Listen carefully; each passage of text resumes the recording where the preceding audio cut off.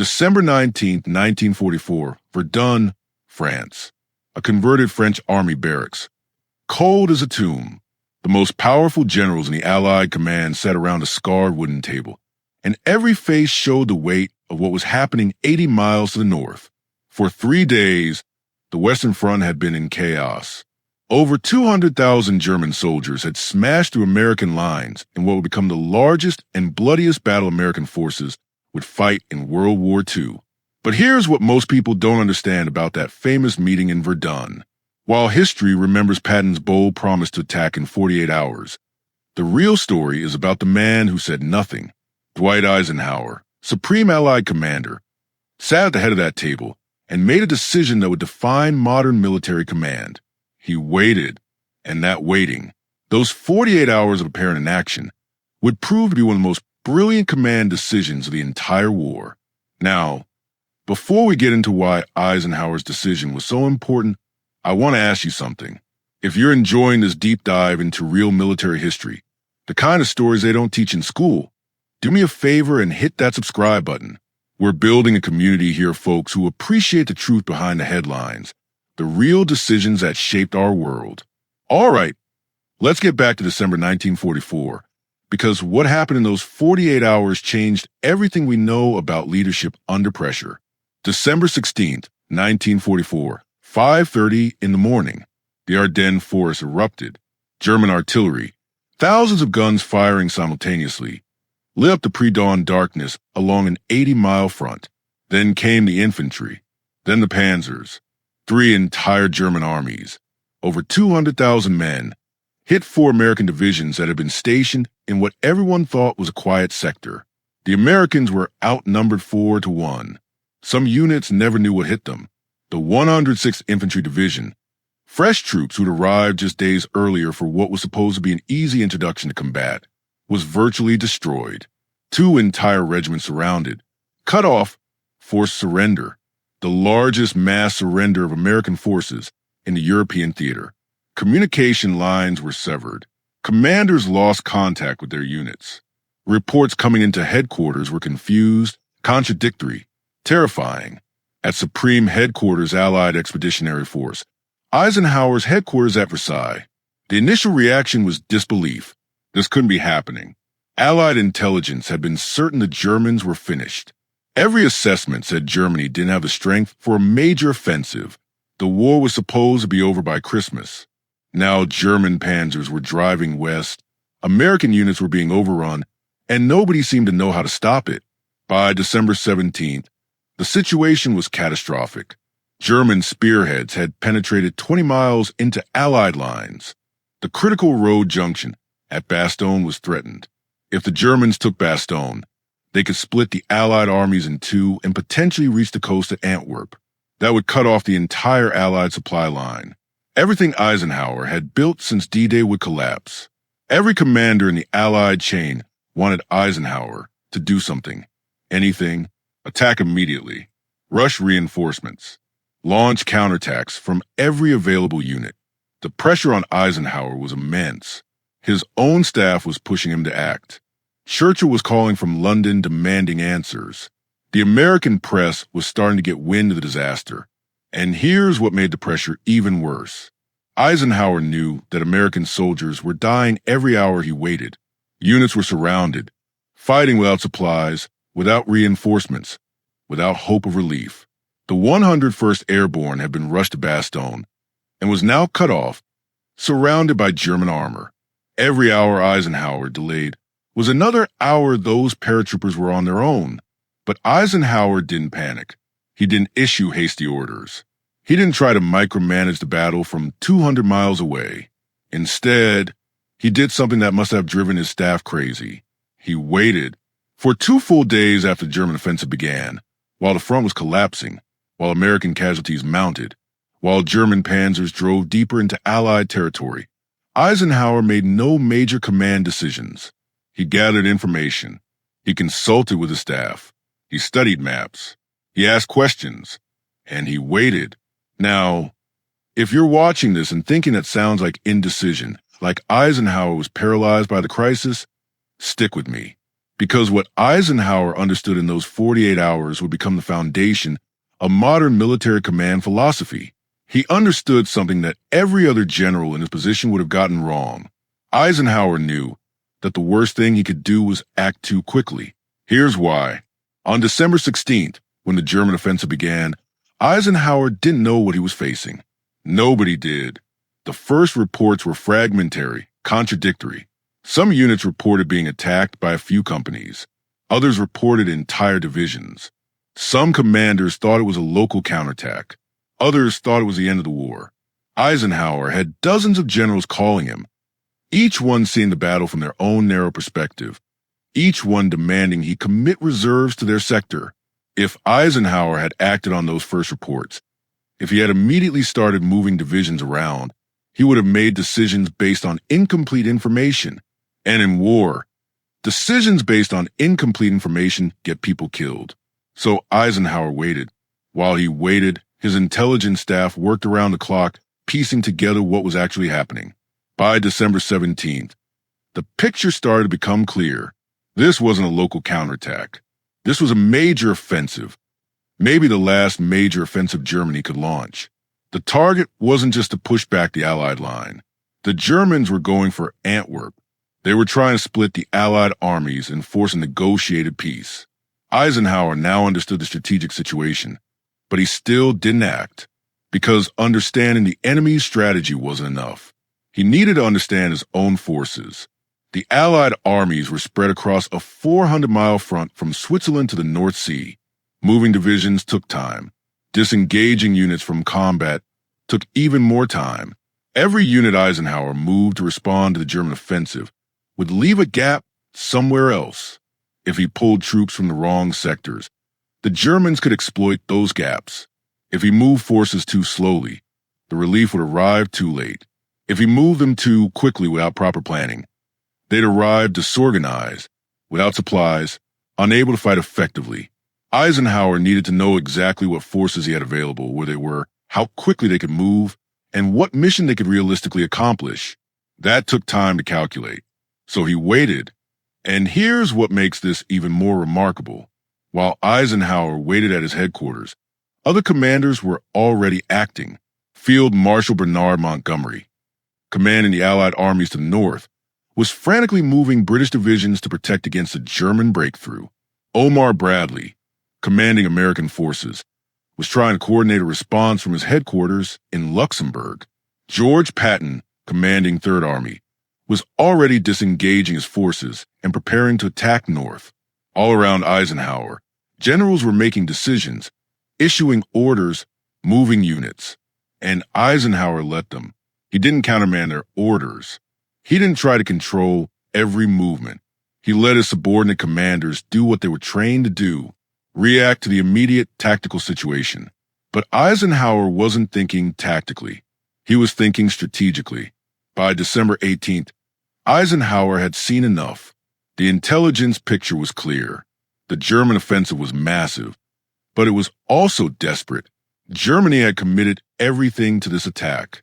If it failed, Germany would have no strategic reserve left. The Ardennes offensive wasn't just a military operation. It was Germany's last roll of the dice. And Eisenhower saw an opportunity.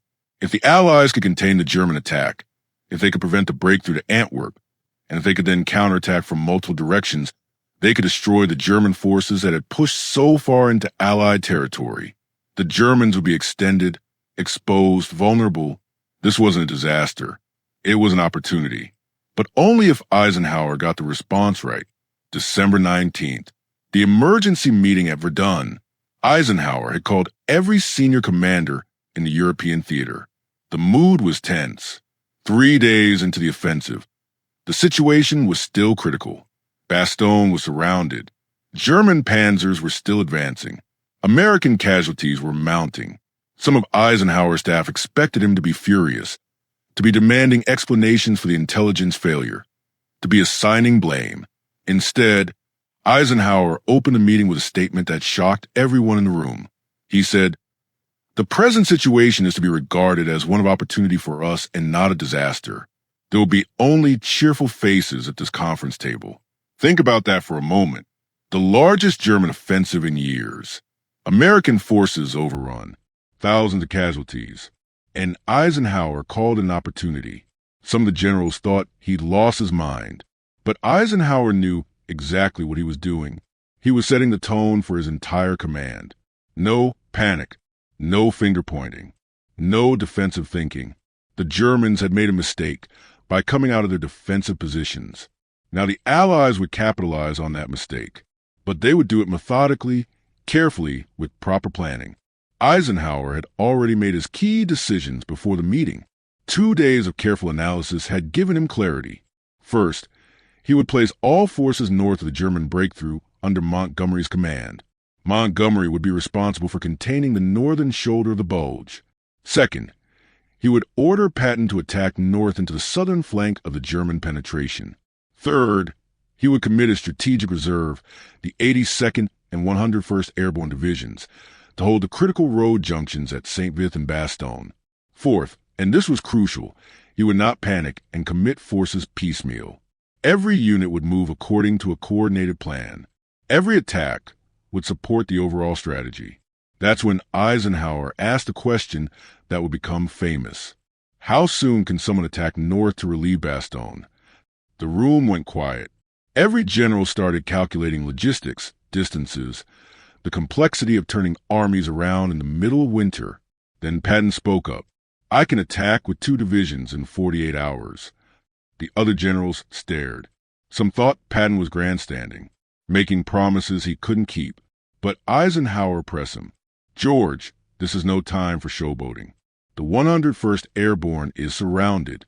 If we promise relief and can't deliver, those men die.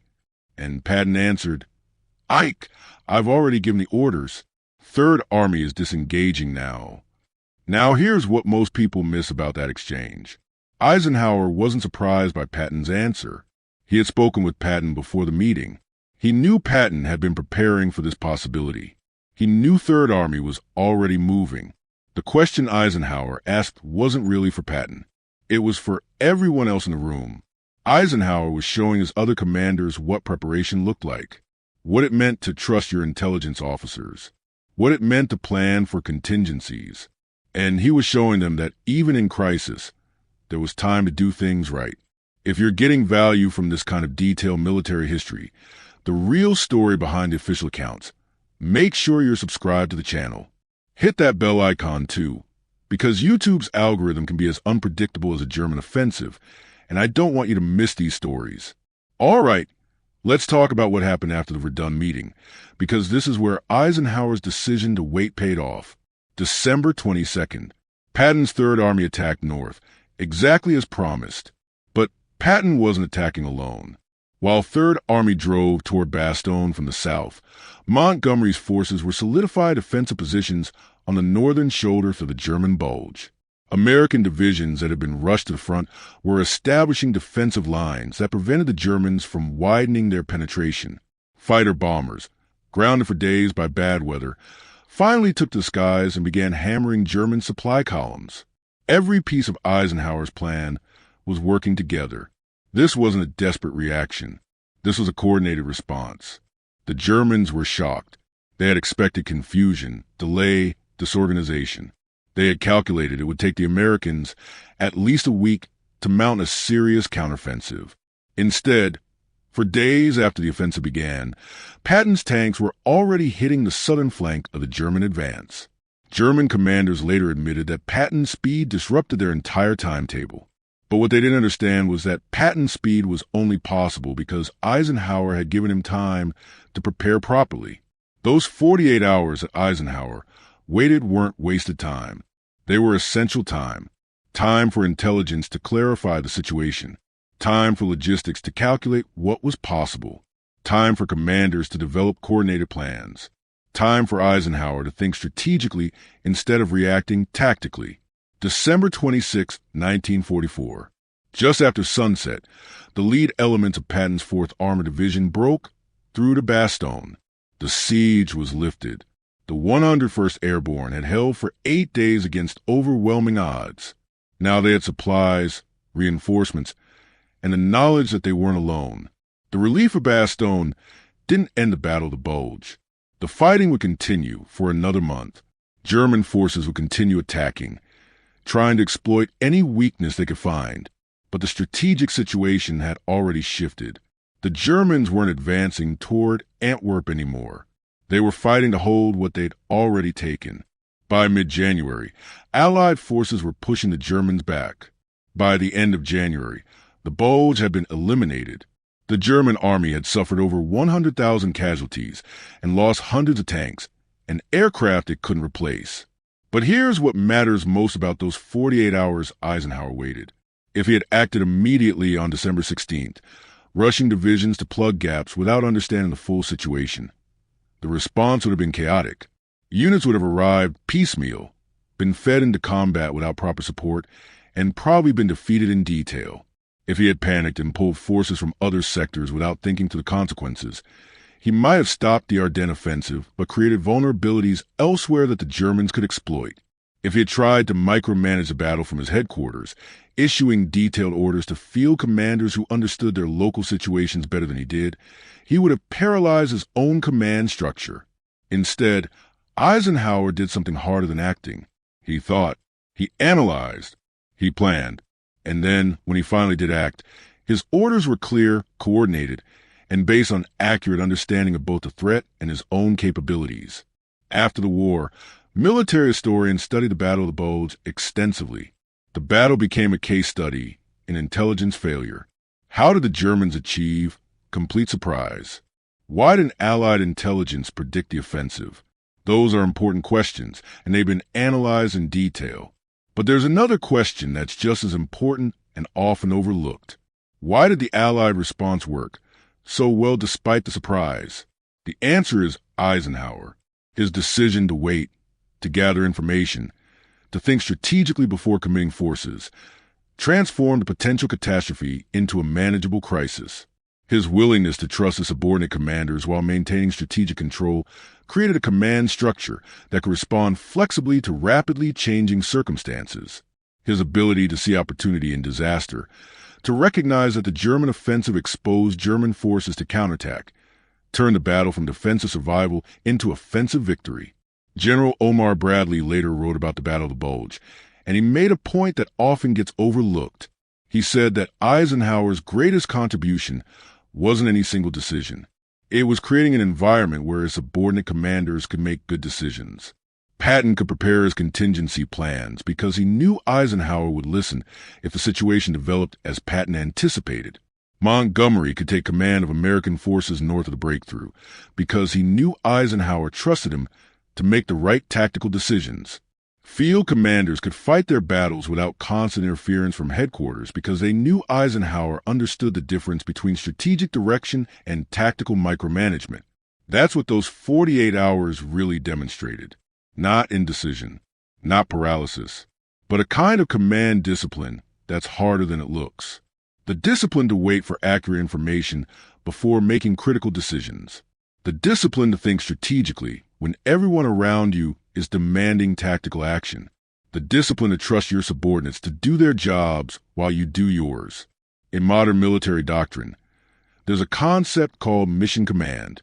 The idea is that senior commanders define the objective and provide resources, but they give subordinate commanders the freedom to determine how to accomplish the mission. Eisenhower didn't have that term in 1944, but he was practicing that philosophy. At Verdun, he didn't tell Patton exactly how to attack or Montgomery exactly how to fend. He told them what needed to be accomplished, and he trusted them to figure out the details. Now, you might be thinking, sure, that worked for Eisenhower. He had Patton and Montgomery, some of the best field commanders of the war. But that's actually Eisenhower's point. You can have the best field commanders in the world, and they won't matter if the supreme commander doesn't let them command. Eisenhower's job wasn't to fight the battle. His job was to understand the strategic situation and to allocate resources where they would have the most impact. That's what he did in those 48 hours. He figured out the strategic situation. He made the critical resource allocation decisions, and then he let his field commanders execute. Before we wrap up here, I want to talk about something that doesn't usually make it into the history books: the personal cost of Eisenhower's decision to wait. Remember, While Eisenhower was at his headquarters studying maps and consulting with staff, American soldiers were dying in the Ardennes. The 101st Airborne was surrounded at Bastogne, running low on ammunition, food, medical supplies. Other units were cut off, surrounded, being overrun. Eisenhower knew this. He received casualty reports every few hours. He knew that every hour he waited was another hour American soldiers were in desperate situations. That had to have been agonizing. Eisenhower wasn't a callous man. He cared deeply about the soldiers under his command. He had visited frontline units. He had talked to enlisted men. He knew what combat was like. And now he was making a calculated decision that American soldiers would continue suffering while he took time to plan properly. That takes a special kind of moral courage. The courage to accept short-term pain in service of long-term success. The courage to live with the knowledge that your decisions, even the right decisions, cost lives. The courage to carry that weight and still think clearly. After the Battle of the Bulge, Eisenhower never talked much about those 48 hours. He didn't claim credit for the victory. He praised Patton's speed, the paratroopers' courage at Bastogne, Montgomery's steady defense of the northern shoulder. He treated the entire battle as a team effort, which in a sense it was. But the team only worked because Eisenhower had built it to work that way. He had selected his commanders carefully. He had given them the resources and authority they needed. He had created an environment where they could prepare for contingencies without being second-guessed. And when the crisis came, he had the discipline to let his preparation pay off instead of panicking and throwing away everything he'd built. That's the real lesson of those 48 hours. Leadership isn't always about immediate action. Sometimes leadership is about careful thought, strategic patience, the discipline to wait for the right information and the right moment. Eisenhower waited while the Western Front was collapsing. He waited while his staff pushed him to act. He waited while American soldiers died. And his waiting made possible a coordinated response that stopped the German offensive, relieved Bastogne, and ultimately destroyed Germany's last strategic reserve. That's why those 48 hours defined command. Not because of what Eisenhower did, but because of what he didn't do. He didn't panic. He didn't rush. He didn't mistake activity for progress. He thought. He planned. And when he finally acted, his actions were decisive because they were based on understanding rather than reaction. The Battle of the Bulge was the bloodiest battle American forces fought in World War II. Over 19,000 Americans killed, nearly 48,000 wounded, another 23,000 captured or missing. Those numbers are staggering, and they represent real people, real families, real loss. But the casualties would have been far worse without Eisenhower's steady command. If the Allied response had been disorganized, if units had been committed piecemeal without coordination, if field commanders had been micromanaged instead of empowered, the German offensive might have succeeded. Bastogne might have fallen. The Allied armies might have been split. The war in Europe might have dragged on for months or years longer. Instead, by early February 1945, Allied forces were back on the offensive. The Battle of the Bulge had delayed Eisenhower's plans by about 6 weeks, but had destroyed Germany's ability to conduct strategic defense. Within 3 months, Allied forces would cross the Rhine. Within 4 months, Germany would surrender.